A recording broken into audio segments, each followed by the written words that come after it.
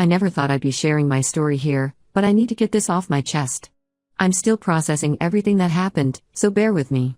This is going to be long because there's a lot of background needed to understand the whole situation. I met my husband Robert 6 years ago at a friend's housewarming party.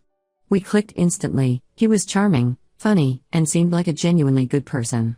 We dated for 2 years before getting married, and these past 4 years of marriage had been amazing until everything fell apart last year. Robert's parents, John, 58M, and Deborah, 56F, have been married for 35 years. They have 5 children: Mark, 34M, Robert, 32M, Diana, 30F, James, 26M, and Amy, 22F.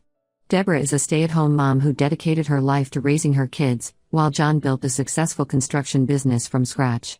They seemed like the perfect family on the surface. My relationship with my in-laws was decent in the beginning.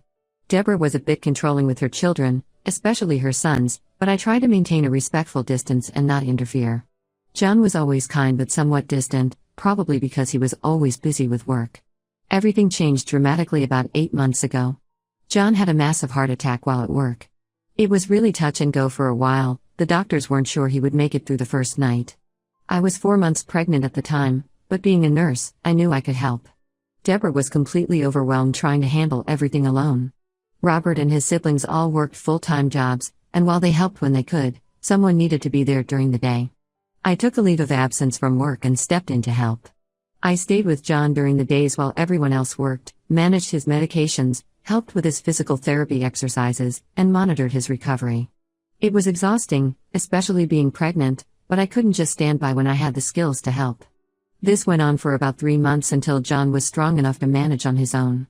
During this time, I noticed Deborah becoming increasingly hostile toward me. At first, it was subtle, little comments about how I was trying to show off my nursing skills or how she could handle her husband's care herself. Then it escalated to remarks about how I was trying to take her place as the family caretaker. I brushed it off, assuming she was just stressed about John's condition. John, on the other hand, was incredibly grateful. We developed a close bond during his recovery. He would tell me stories about his life, and we'd talk for hours about everything and nothing. The real trouble started when I was 7 months pregnant. Robert came home one day, completely distant and cold. He wouldn't look me in the eye or talk to me. Finally, he told me his ex-girlfriend Lisa had reached out to him with some information. According to Lisa, she and Robert had slept together 8 months ago at a work conference in Chicago. I knew this was impossible.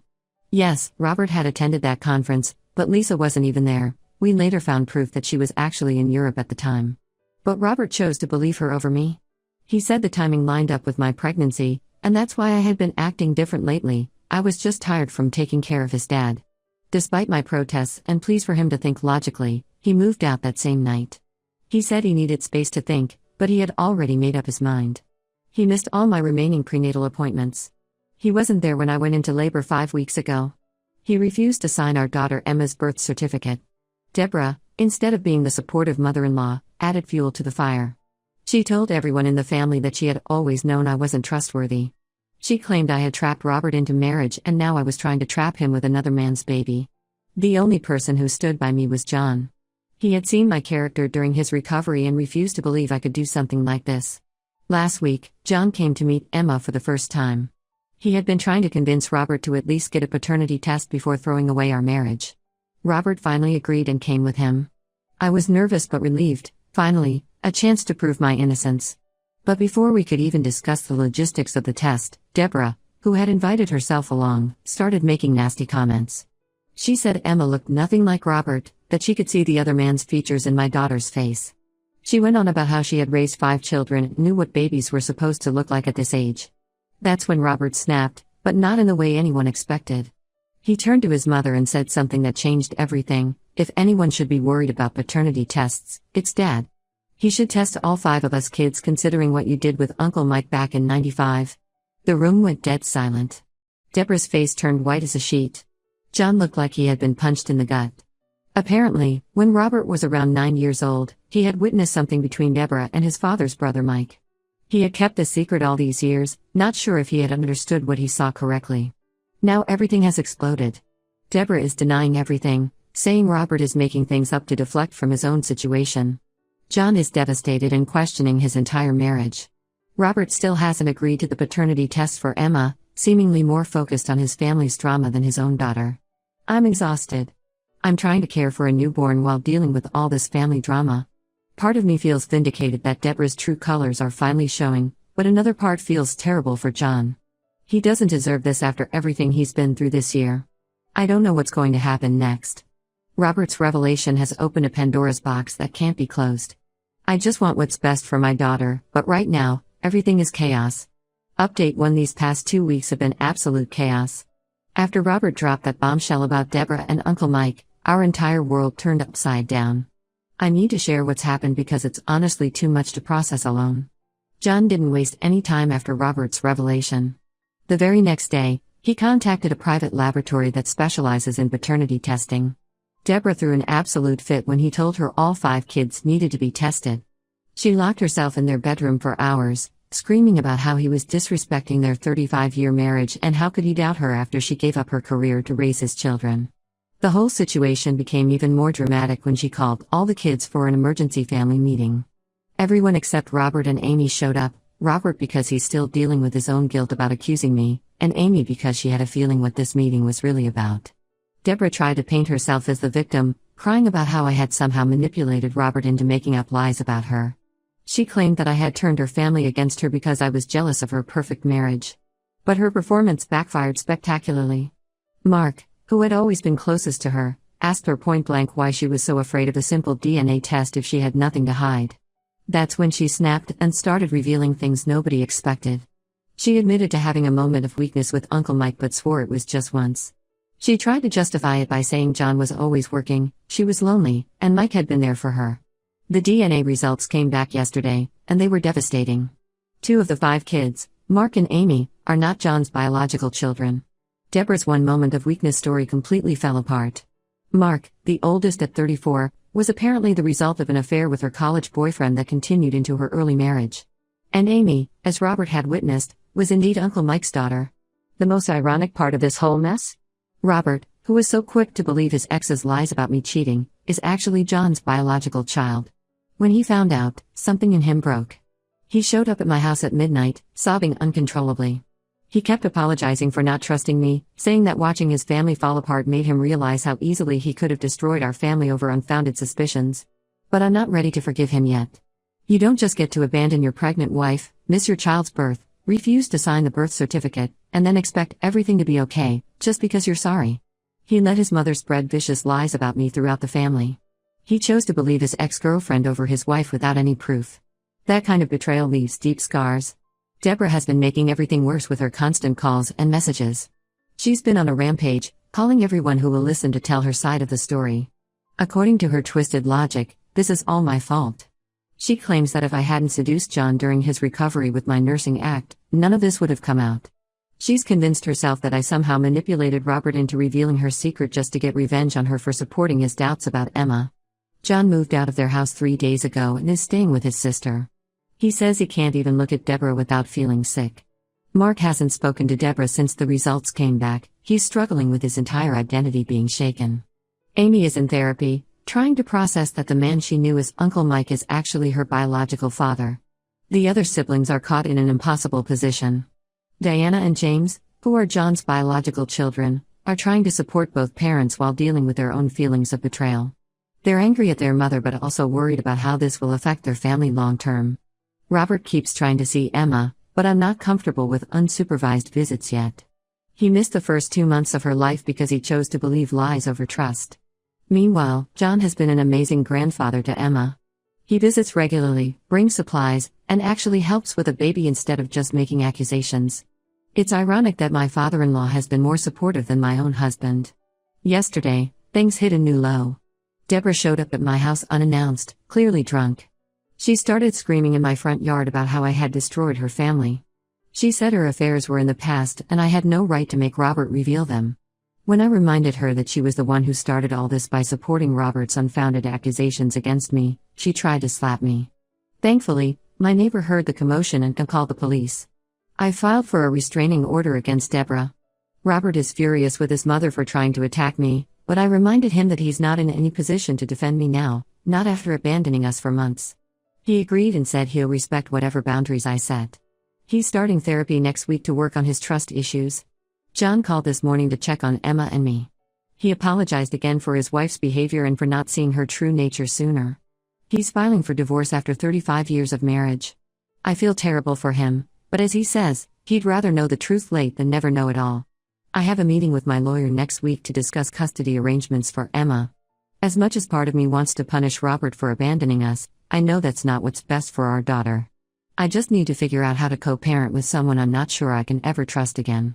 Update 2. Just when I thought things couldn't get more complicated, life proved me wrong. The past 2 months have brought revelations that make everything that happened before seem almost tame in comparison. We finally discovered why Robert was so quick to believe Lisa's lies about me cheating, and the truth is more twisted than anyone could have imagined. It turns out Deborah had been secretly meeting with Lisa for months before she made those accusations about sleeping with Robert. This discovery happened purely by accident.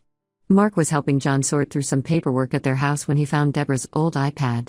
She had forgotten to sign out of her messages, and what Mark found was shocking: months of conversations between Deborah and Lisa, planning how to break up my marriage.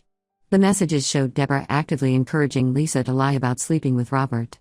She had coached Lisa on exactly what to say, when to contact Robert, and even suggested the specific work conference to mention because she knew Robert had attended it alone. Deborah had promised Lisa that once I was out of the picture, she would help Lisa get back together with Robert. She even offered to help Lisa financially if needed. But that wasn't even the worst part. The messages revealed that this wasn't the first time Deborah had done something like this. She had successfully broken up 2 of Mark's serious relationships using the same playbook. She would find willing ex-girlfriends, promise them her support in getting back with her sons, and then help them create drama. She kept a detailed record of these manipulations in her messages, almost like she was proud of them. Her justification in the messages was chilling.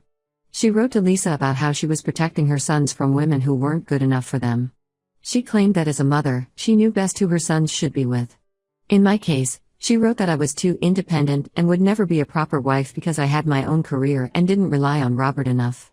When Robert saw the messages, he was physically sick. Everything suddenly made sense: why his mother had been so supportive of his doubts, why she had encouraged him to move out, why she kept insisting that something wasn't right about my pregnancy. She had orchestrated the whole thing from the beginning. Robert tried to confront Deborah about the messages, but she refused to admit anything.